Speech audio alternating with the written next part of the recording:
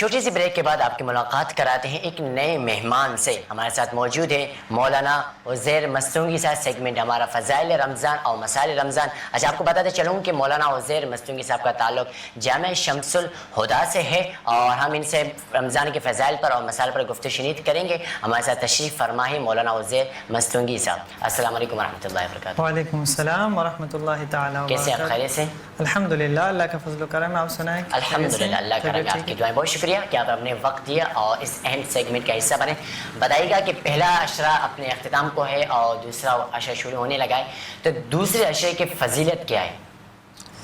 سب سے پہلے تو میں آپ کا شکریہ ادا کرنا چاہوں گا کہ آپ نے ہمیں موقع فراہم کیا اپنے اس شان ریان ماہ رمضان ٹرانسمیشن میں, اور ہمیں یہ فرصت دے دی کہ ہم ناظرین کے سامنے مسائل پیش کر سکے اور رمضان کے فضائل پیش کر سکے, اور جو جہاں تک تعلق ہے دوسرے عشرے کی اس میں کچھ دعائیں ہیں, اگر ان کا اہتمام کیا جائے تو انشاءاللہ تعالی امید یہ ہے اللہ تعالیٰ کی بارگاہ سے کہ دعائیں مقبول بھی ہوں گی اور مفید بھی رہیں گی.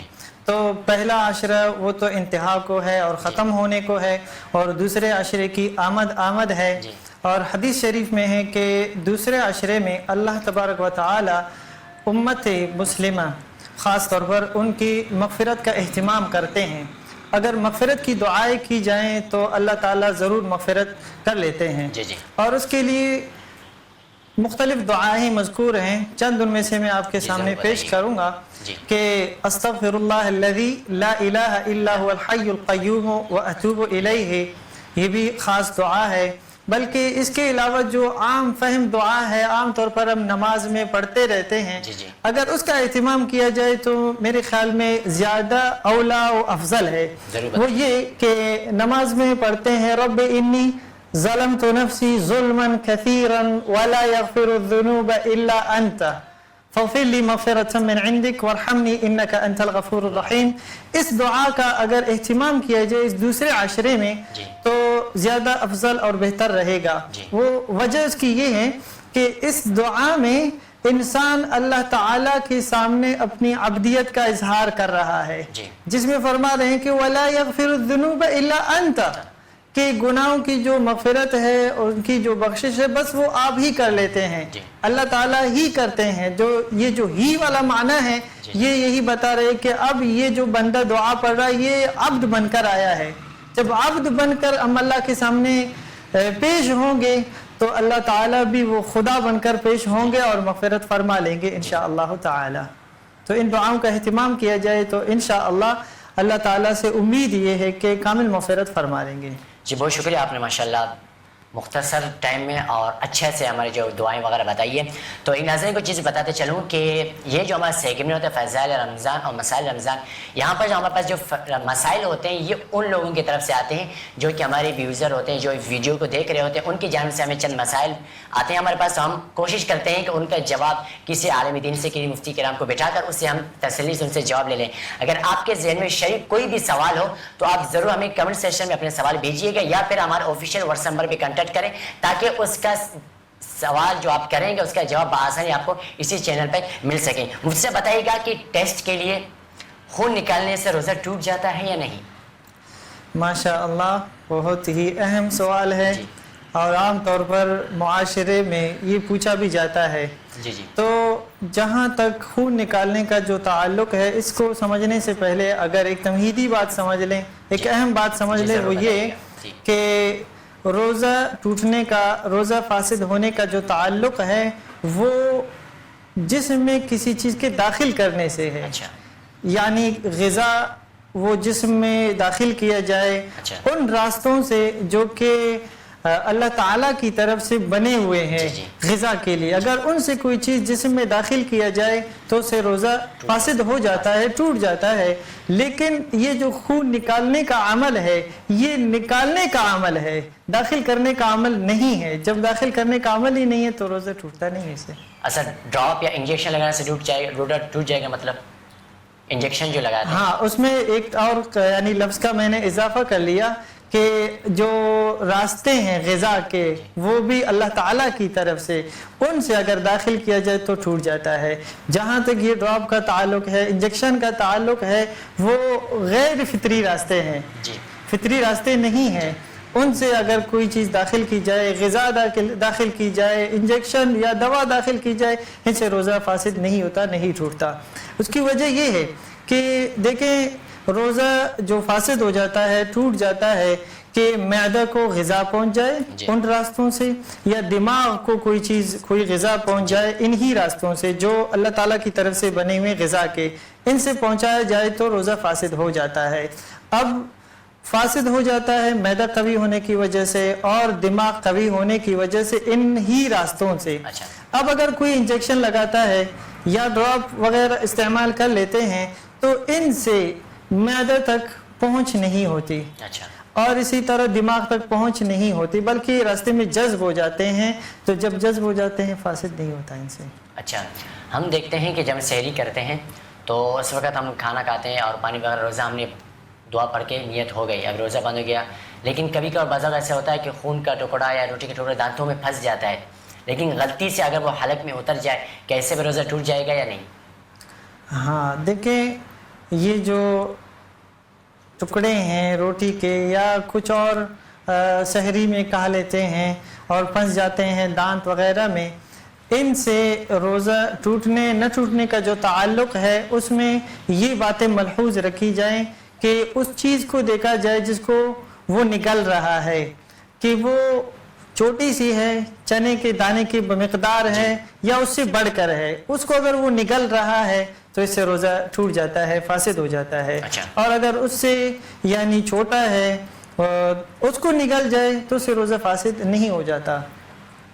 اس کی وجہ یہ ہے یعنی کہ اس سے بچا نہیں جا سکتا، اور ایسے احتیاط اسی میں ہے کہ اگر سحری کی جائے تو اس کے بعد یعنی کہ اذان ہونے سے پہلے، طلوع فجر سے پہلے کلی کی جائے خوب، اور پیسٹ لگایا جائے تاکہ اس پر اہتمام ہو، اس احوط طریقے پر عمل ہو، تاکہ وہ جو ذرہ ہے یعنی چنے کے دانے کے برابر اس سے بھی بچا جائے، اس سے کم ہو اس سے بھی بچا جائے۔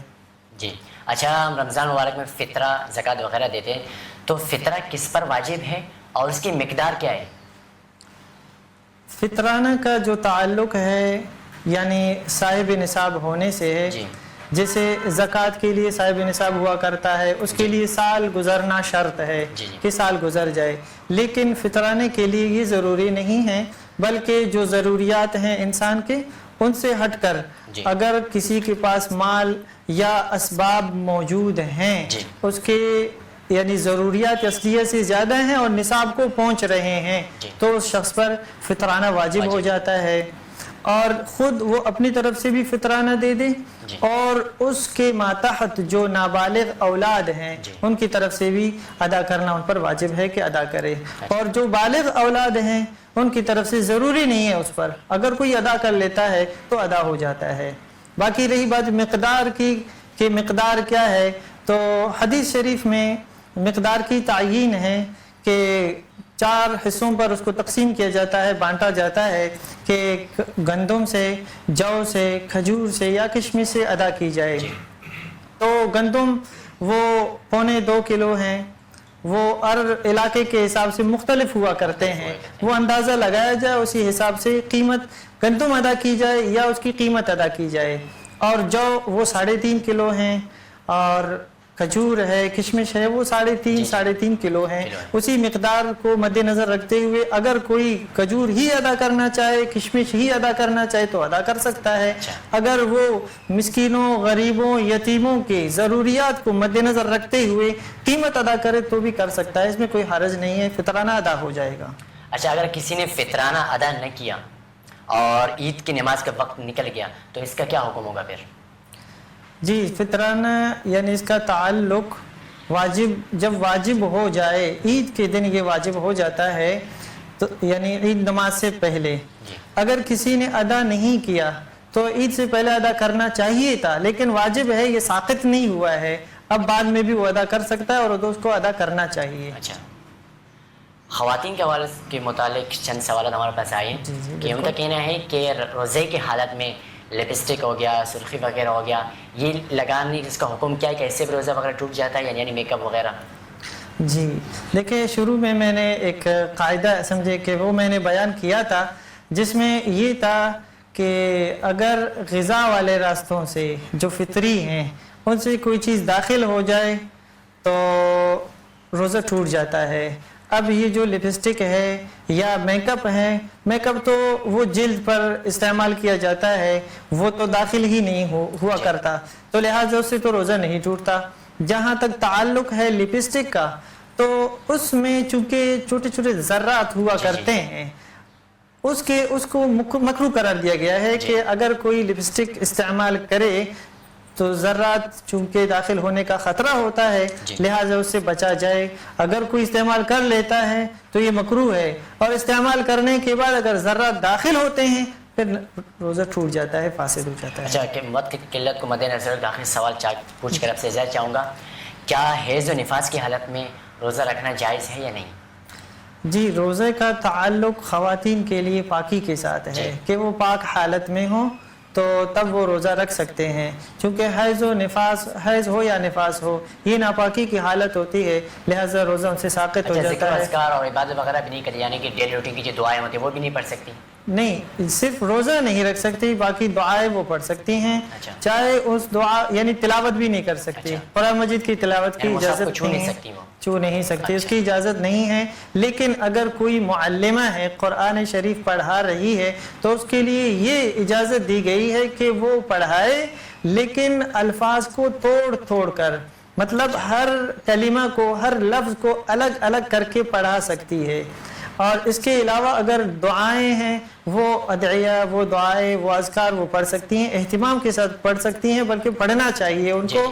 اور جو دعائیں قرآن مجید میں ہیں اگر وہ پڑھنا چاہیں, جیسے کہ ربی انی ظلمت نفسی ظلما کثیرا, یا اسی طرح ربنا حب لنا من لدنک رحمہ, اس طرح کی جو دعائیں ہیں اگر ان دعاؤں کو پڑھنا چاہے اول سے آخر تک دعا کی نیت سے آیت کو پڑھے تب بھی جائز ہے. بہت شکریہ. اور یہ بتائیے گا کہ آپ جامعہ شمس الہدیٰ میں کیا خدمات سر انجام دے رہے ہیں؟ جی, جامعہ شمس الہدیٰ میں الحمدللہ اس وقت میں عربی استاذ کی حیثیت سے ہوں. اچھا, ماشاءاللہ. عربی ادب, عربی لٹریچر میں پڑھا رہا ہوں وہاں پہ, اور اس کے علاوہ یعنی تفسیر بھی میں پڑھاتا ہوں. اور عربی جو نظام وہاں رائج ہے, عربی تکلم ہو یعنی اسپیکنگ ہو یا عربی رائٹنگ ہو, اس کا تعلق میرے ساتھ ہے, وہ پورا نظام میں الحمدللہ سنبھال لیتا ہوں. بہت شکریہ مفتی صاحب کہ آپ نے ہمیں ٹائم دیا, اور جو ہمارے ذہن میں خیالات جو سوالات آ رہے تھے امید ہے کہ ہمارے تمام حل ہو گئے ہوں گے. ہماری کوشش رہے گی کہ نیکسٹ کسی پروگرام میں آپ کو دوبارہ مدعو کیا جائے. اور بریک لینے سے قبل ایک چیز آپ کو بتا چلوں گا کہ یہ جو سیگمنٹ ہوتا ہے ہمارے اس لیے اہم ہوتا ہے, آپ سے دوبارہ بتاتے چلوں کہ آپ کا کوئی ذہن میں کوئی بھی سوال ہو تو آج ضرور ہمیں ان سوالات ہمیں واٹس ایپ پر ارسال فرمائیں تاکہ ہم ان کا بآسانی آپ تک جواب ارسال فرمائیں. ایک چیز بتا چلوں کہ ریسنٹلی ابھی ایک میں ویڈیو کلپ ملاحظہ فرما رہا تھا, تو وہاں پر اسی پروگرام میں ایک محترم کسی سے سوال پوچھتا ہے کہ خواتین کو خوشبو لگانا جائز یا ناجائز ہے, تو وہ جو جواب دے رہا ہوتا ہے, مجھے یہ علم نہیں کہ وہ کس فرقے سے کس تعلق رکھتا تھا, انہوں نے کہا کہ خواتین کو خوشبو لگانا چاہیے لیکن وہ خوشبو لگائے کہ جس میں رنگ تو نظر آئے لیکن اس کی خوشبو نہیں مہکے. یہ عجیب سا جواب ہو گیا.